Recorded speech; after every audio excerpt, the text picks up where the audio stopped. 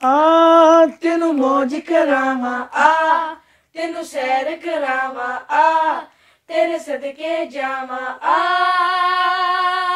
भी जा।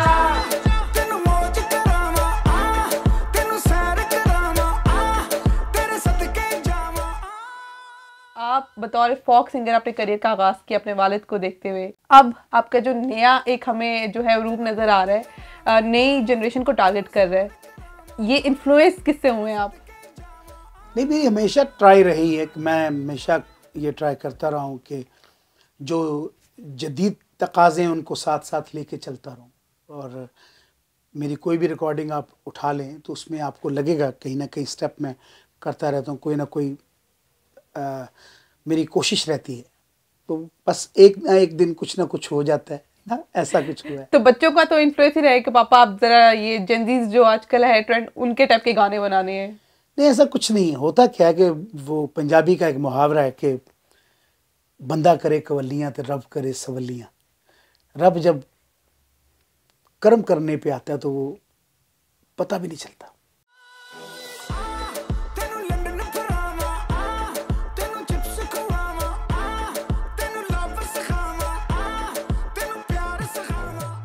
आपका जो गाना है आ तेरे मौज करावा, एक तो इसके बारे में बताएं, ये आपने लिखा उस टाइम आपके दिमाग में क्या था, और ये जो कोलैबोरेशन की है आपने, इसके बारे में ओवरऑल थोड़ा सा हमें बताएं। मेरे बच्चे ये साथ ही थी, वो चिप्स शॉप थी। मैं वैसे फर्स्ट टाइम बता रहा हूँ।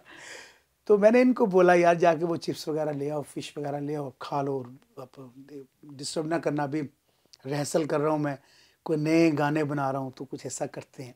खैर जब ये ले आए तो मैं कहने लगे यार ये करना है, वो करना है, ऐसे करना है। मैंने 2 3 4 गाने 5 गाने तरतीब दे दिए। अब हम ना ये चिप्स खा रहे तो मैंने मजाक से कहना शुरू किया तेनू चिप्स खुआवा, तेनू सैर करावा, तेनू मौज। अच्छा, जब सब कुछ हो गया, गाने गुने बन गए, सब कुछ हो गया, अब ये 2 साल इसको हमने देखा भी नहीं। अच्छा, ये 2 साल पहले 2 साल पहले मैंने इसको ओके। तरतीब दे दिया, बनाया।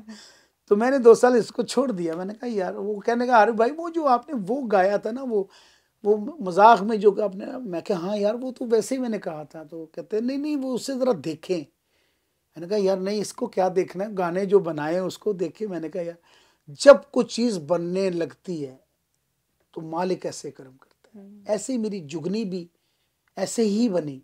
सोशल मीडिया का दौर है तो लोग रील्स बना रहे हैं, इतने टिकटॉक्स बना रहे हैं, आपके गानों पे भेजते हैं आपको।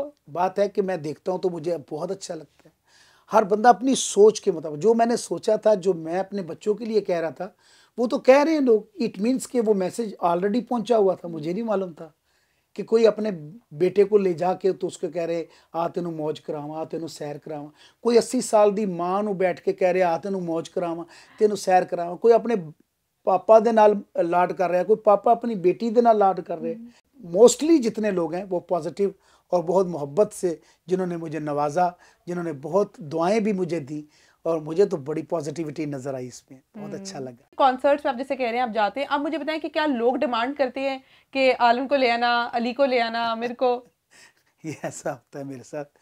होता क्या है कि इनका मैंने कभी भी नहीं कहा कि भी ये कमिटेड है, लेकिन वही बात है कि जब भी कोई आता है तो वो डिमांड तो करता है कि अगर आलम आ जाए साथ, आपके तीनों बेटे ये जो हैं आ जाए तो ज़रा रौनक बढ़ जाएगी। उसमें कोई डील नहीं होती। डील ही होती। इनको खुद से शौक था या कहीं आपका कोई था कि अगर किसी ने गाना है तो आपने कहा कि ठीक है चलो? नहीं, बात है कि ये मेरे 3 पैर बैठे हुए हैं, 3 रूप है मेरे, ठीक है। मैंने तो कभी भी इनको ये नहीं कहा कि पुत्र ये करना है, ये करना है, खुद देखते हैं। जूनियर जो है, आलम जूनियर से अगर बात करें, आलम मुझे ये बताओ, आपको खुद से गाने का शौक है या बाबा को देख देख के गाने का शौक आया है? पापा ने कभी भी नहीं कहा था कि आप गाओ। वैसे ही एक शौक था मुझे कि मैं भी इस वैसे ही कि हम वो पापा के साथ वैसे ही जाते थे, ठीक है, वैसे ही जाते हम इस काम में, वैसे ही हमारा शौक है। जब आपके वालिद साहब थे आलम साहब, आप जब उनसे सीखते थे तो उस टाइम जो एक रिश्ता था, और आज जब आपके बच्चे आपके साथ गाते हैं या सीख रहे होते हैं, तो क्या डिफरेंस नजर आता है दोनों का? अच्छा, कैसी बात है कि मुझे अबू ने बैठ के सिखाया नहीं, जो इनके साथ हुआ है वही मेरे साथ हुआ है बाय बर्थ? मैं आशिक हूँ अपने अब्बू का, अपने वालिद का। माँ और बाप का आशिक होना बड़ा कुदरती, ये एक बड़ा नायाब तोहफा है। तो मैं आशिक था अपने अब्बू का और आज भी हूँ। तो मैं उनको देखता था, मैं उन जैसा चलना चाहता था, उन जैसा बनना चाहता था। आपको क्या ऑफर्स आई कभी इंडिया से, और आपको हुआ कि कभी थर्ड लोकेशन पे आकर जी कॉन्सर्ट कर लें? मैं समझता हूँ कि सकाफती ब्रिज बनना चाहिए पूरी दुनिया में।